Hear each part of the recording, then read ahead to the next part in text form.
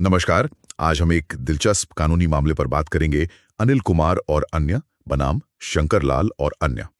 ये Rajasthan high court का फैसला है 26 नवंबर 2010 का, और ये हमें सबूतों और दस्तावेजों की दुनिया की कुछ अहम बातें सिखाता है। जी बिल्कुल, काफी महत्वपूर्ण मामला है ये। हाँ, तो कहानी यूं है कि कुछ लोग याचिकाकर्ता हाई कोर्ट पहुंचे। वो निचली अदालत के एक फैसले से खुश नहीं थे। एडिशनल सिविल जज जूनियर डिवीजन जयपुर की अदालत का फैसला था ये 26 अक्टूबर 2010 का। अच्छा। और वो चाहते थे कि हाई कोर्ट इस फैसले को रद्द कर दे। इसके लिए उन्होंने वो जो होती है रिट याचिका वो दायर की थी। हाँ, हाई कोर्ट में निचली अदालतों की फैसलों को चुनौती देने का एक तरीका। बिल्कुल। अब सवाल ये कि निचली अदालत के उस आदेश में था क्या जिससे ये लोग इतने परेशान थे। मसला एक एग्रीमेंट, एक समझौते से जुड़ा था। इन लोगों ने निचली अदालत में क्या किया, उस समझौते की एक फोटोस्टेट कॉपी पेश की और कहा जी इसे सबूत मान लो, रिकॉर्ड पर ले लो। अच्छा, फोटोकॉपी। हाँ, पर अदालत ने उनकी ये अर्जी, ये रिक्वेस्ट खारिज कर दी। ओहो। और यहीं से मतलब मामला थोड़ा पेचीदा हो गया, क्योंकि याचिकाकर्ताओं का साफ कहना था कि वही समझौते की जो असली कॉपी है, ओरिजिनल, जी, वो तो विरोधी पार्टी के पास है, मतलब केस के वादी प्लेंटिफ के पास। अच्छा, ये दावा था उनका। हाँ, तो फिर सवाल ये उठा कि अगर ओरिजिनल दूसरे पक्ष के पास है तो कोर्ट ने फोटोकॉपी को सबूत क्यों नहीं माना। हमारा जो इंडियन एविडेंस एक्ट है 1872 का, वो इस बारे में क्या कहता है। इसी कानूनी पहेली को आज सुलझाने की कोशिश करते हैं। बिल्कुल। और ये मामला, जैसा आपने कहा, सीधे सीधे जोड़ता है भारतीय साक्ष्य अधिनियम 1872 की धारा 65 से। ये सेक्शन बहुत ही अहम है। धारा 65? हाँ, धारा 65 ये उन खास हालात के बारे में बताती है जब आप असली दस्तावेज के बजाय उसकी कॉपी अदालत में पेश कर सकते हैं। ऐसी कॉपी को कानून की भाषा में कहते हैं द्वितीयक साक्ष्य या सेकेंडरी एविडेंस। सेकेंडरी एविडेंस, ठीक है। और देखिए, ये समझना बहुत जरूरी है कि अदालतें सबूतों को, खासकर दस्तावेजी सबूतों को, कैसे देखती हैं। कानून का एक बेसिक प्रिंसिपल है, हमेशा बेस्ट एविडेंस पेश करो। Best evidence. हाँ, और दस्तावेजों के मामले में बेस्ट एविडेंस हमेशा ओरिजिनल होता है, असली दस्तावेज। क्यों, मतलब क्यों ओरिजिनली? क्योंकि माना जाता है कि ओरिजिनल सबसे ज्यादा भरोसेमंद है, उसमें छेड़छाड़, टेम्परिंग की गुंजाइश कम होती है। कॉपी यानी द्वितीय साक्ष्य, वो तो कुछ खास स्थितियों में ही अलाउड है, और उसके लिए भी कुछ शर्तें हैं जो पूरी करनी पड़ती हैं। अच्छा। और ये मामला हमें यही दिखाता है कि ये जो कानूनी प्रक्रियाएं हैं, शर्तें हैं, इनका पालन करना कितना जरूरी है। जरा सी चूक हो जाए तो नतीजे काफी गंभीर हो सकते हैं। अच्छा, तो ये बात थी, मतलब कोर्ट कॉपी को हल्के में नहीं लेता, शर्तें पूरी करनी पड़ती हैं। तो फिर याचिकाकर्ताओं ने हाई कोर्ट में क्या दलील दी? उनके वकील थे श्री खालिद महमूद। जस्टिस महेश भगवती के सामने उन्होंने क्या कहा? उन्होंने अपनी बात में वजन डालने के लिए सुप्रीम कोर्ट के एक पुराने पर बहुत अहम फैसले का जिक्र किया। केस का नाम था श्रीमती जे यशोदा बनाम श्रीमती के शोभा रानी। हाँ, यशोदा केस काफी चर्चित रहा है ये। हाँ, तो इस यशोदा केस में सुप्रीम कोर्ट ने क्या कहा था? देखिए, उस मामले में सुप्रीम कोर्ट ने एक व्यवस्था दी थी। उन्होंने कहा था कि अगर ये साबित हो जाता है कि जो मूल दस्तावेज है, ओरिजिनल, वो विरोधी पार्टी के कब्जे में है, उनके कंट्रोल में है, तो ऐसी सिचुएशन में उसकी फोटोस्टाट कॉपी को सेकेंडरी एविडेंस के तौर पर रिकॉर्ड पर लिया जा सकता है। अच्छा, तो ये तो याचिकाकर्ताओं के हक में जारी थी बात। बिल्कुल, ये उनके लिए एक मजबूत पॉइंट था। तो इसी यशोदा केस के दम पर उनका पूरा आर्ग्यूमेंट टिका था। उनका कहना था कि निचली अदालत ने सुप्रीम कोर्ट के स्थापित कानून को ठीक से फॉलो नहीं किया, मतलब उसकी जो स्पिरिट थी उसको नहीं समझा। लेटर एंड स्पिरिट में फॉलो नहीं किया, ऐसा उनका कहना था। उन्होंने ये भी कहा कि निचली अदालत ने तो बस मनमाने ढंग से, आर्बिट्रेरली, उनकी धारा 65 वाली एप्लीकेशन खारिज कर दी, बिना किसी ठोस कानूनी वजह के। वो कह रहे थे, जब हम बता रहे हैं कि ओरिजिनल वादी के पास है, तो हमारी फोटोकॉपी को सबूत क्यों नहीं मान रहे? ये तो यशोदा केस के खिलाफ है। हाँ, देखिए, पहली नजर में उनका तर्क बिल्कुल वजनदार लगता था, खासकर जब वो यशोदा केस का हवाला दे रहे थे। जस्टिस महेश भगवती ने उनकी दलीलों को और यशोदा केस के फैसले को बहुत ध्यान से परखा। उन्होंने ये नोट किया कि हाँ, याचिकाकर्ताओं ने निचली अदालत में समझौते की फोटोस्टेट कॉपी दी थी और ये दावा भी किया था कि ओरिजिनल वादी के पास है। यहां तक तो ठीक था। यहाँ तक ठीक था। फिर गड़बड़ कहाँ हुई? गड़बड़ हुई जब जस्टिस भगवती ने धारा 65 के प्रावधानों को और गहराई से देखा। जैसा मैंने पहले कहा, ये धारा सेकेंडरी एविडेंस पेश करने की शर्तें बताती है। धारा 65A खास तौर पर तब लागू होती है जब ओरिजिनल विरोधी पक्ष के पास हो। जी, लेकिन धारा 65 ये भी बताती है कि किस तरह की कॉपी को सेकेंडरी एविडेंस माना जाएगा। इसमें शामिल हैं वो कॉपियां जो ओरिजिनल से बनी हो, मतलब किसी मैकेनिकल प्रोसेस से जिससे कॉपी की एक्यूरेसी सुनिश्चित हो, जैसे फोटोकॉपी मशीन से। हाँ, या फिर ऐसी कॉपियां जिनकी मूल दस्तावेज से तुलना की गई हो, कंपेयर किया गया हो। अच्छा, कॉपीड या कंपेयर्ड। बिल्कुल, लेकिन इस केस में जस्टिस भगवती ने पाया कि एक बहुत बड़ी तकनीकी कमी थी। क्या कमी थी? याचिकाकर्ताओं ने जो फोटोस्टेट कॉपी पेश की थी, उस पे ऐसा कोई सर्टिफिकेट, कोई प्रमाण पत्र या कोई ऐसा निशान नहीं था जिससे ये पक्का हो सके कि ये कॉपी वाकई ओरिजिनल डॉक्यूमेंट से ही बनाई गई थी। ओहो। या फिर बनाने के बाद ओरिजिनल से उसका मिलान किया गया था कि बिल्कुल वैसे ही है, हूबहू है। अरे, तो ये था असली पेज। मतलब सिर्फ ये कह देना काफी नहीं था कि ओरिजिनल उनके पास है, ये लो फोटोकॉपी। उस फोटोकॉपी पर कुछ होना चाहिए था, कोई स्टैम्प, कोई सिग्नेचर, कुछ ऐसा जिससे ये साबित हो कि हाँ, ये असली की ही नकल है। हाँ, बिल्कुल। ये सर्टिफिकेशन, ये प्रमाणीकरण ही वो लिंक है, वो कड़ी है जो कॉपी को ओरिजिनल से जोड़ती है और अदालत को ये भरोसा दिलाती है कि जो कॉपी पेश हुई है वो भरोसे लायक है, वो ओरिजिनल का सही रिफ्लेक्शन है। बिना इसके कोर्ट कैसे मान ले कि फोटोकॉपी में वही लिखा है जो ओरिजिनल में था? क्या पता फोटोकॉपी से छेड़छाड़ हुई हो या वो किसी और ही दस्तावेज की कॉपी हो। सही बात है, भरोसा कैसे होगा? तो फिर वो जो यशोदा केस का हवाला दे रहे थे, उसका क्या हुआ? उनका तो पूरा दावा ही उसी पर था। यहीं पर जस्टिस भगवती ने एक बहुत महत्वपूर्ण फर्क साफ किया। उन्होंने कहा कि देखो, क्योंकि इस मामले में जो फोटोकॉपी पेश की गई वो सर्टिफाइड नहीं थी, प्रमाणित नहीं थी। हाँ, इसलिए ये मामला यशोदा केस के तथ्यों से अलग है।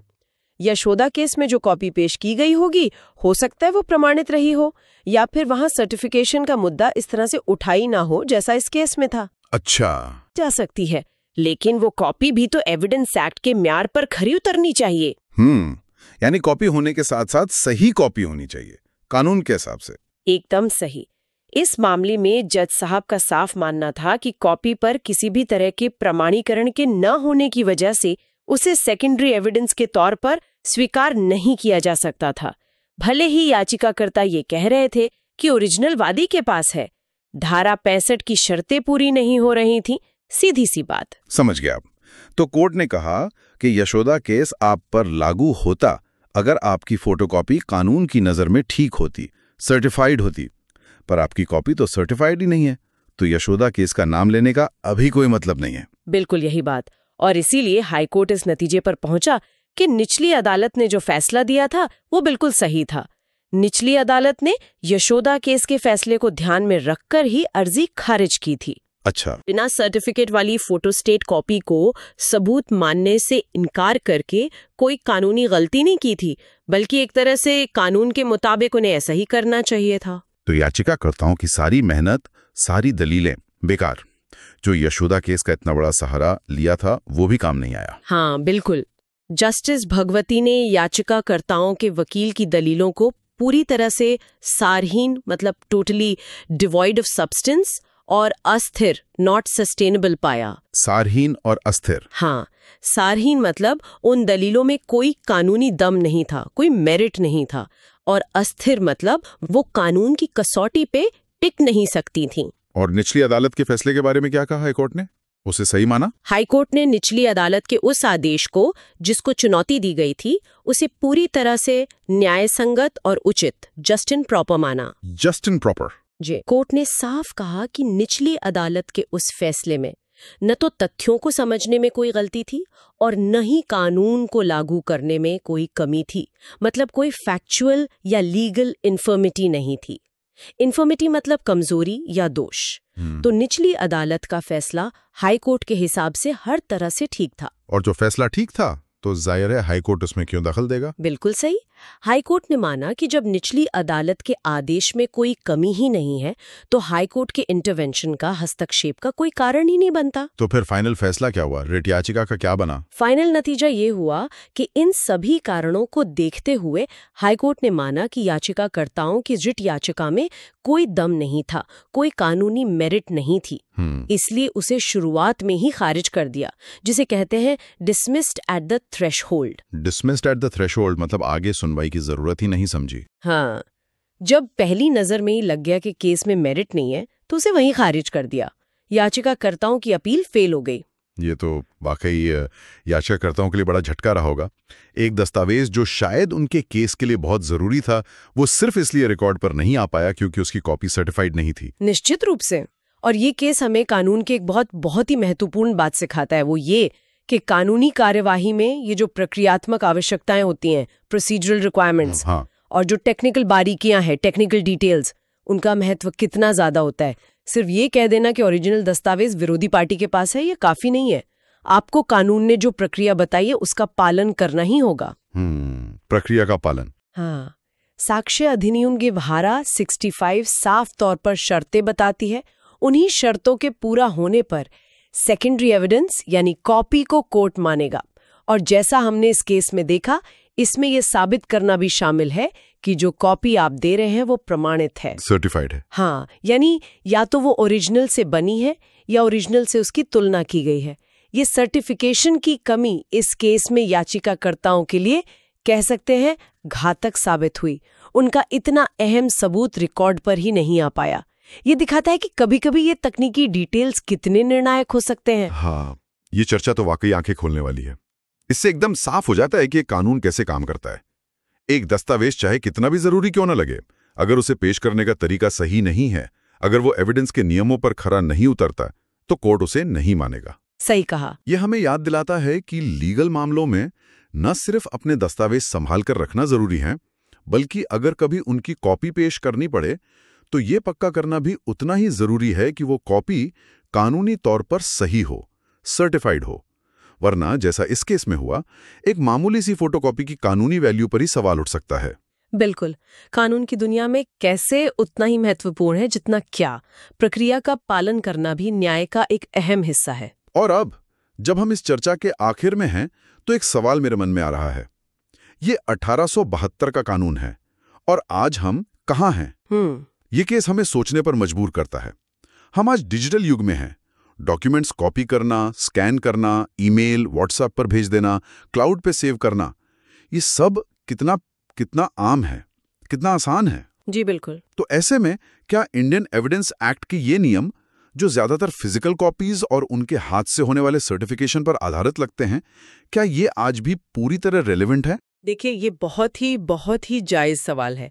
टेक्नोलॉजी ने दस्तावेज बनाने, रखने, शेयर करने का तरीका बिल्कुल बदल दिया है। इलेक्ट्रॉनिक रिकॉर्ड्स तो अब रोजमर्रा की बात है। हाँ। और भारतीय कानून ने भी इस बदलाव को पहचाना है।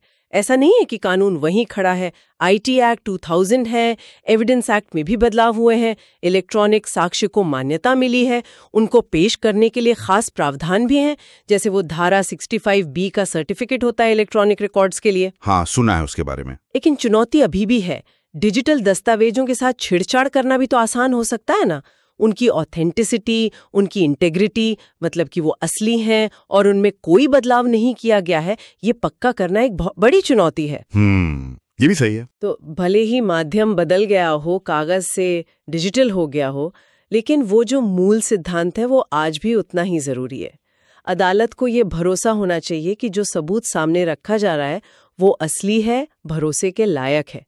पुराने नियमों का मकसद भी यही था, और जो नए नियम बन रहे हैं या भविष्य में बनेंगे, उनका मकसद भी यही रहेगा, ऑथेंटिसिटी सुनिश्चित करना। तरीके भले ही बदलते रहें। तो मतलब ये हुआ कि टेक्नोलॉजी चाहे कितनी भी एडवांस हो जाए, सबूत की सच्चाई और उसके भरोसे को परखने की जरूरत वो तो हमेशा रहेगी। शायद हमें पुराने नियमों को पूरी तरह खत्म करने के बजाय उन्हें आज की टेक्नोलॉजी के हिसाब से अपडेट करने, मजबूत करने की जरूरत है, ताकि डिजिटल दुनिया में भी फ्रॉड और मैनिपुलेशन को रोका जा सके। बिल्कुल। ये संतुलन बनाना कि प्रक्रिया आसान भी हो और सुरक्षित भी, ये वाकई एक बड़ा सवाल है। इस पर शायद लगातार सोचने और काम करने की जरूरत है। सही कहा, ये एक लगातार चलने वाली प्रक्रिया है।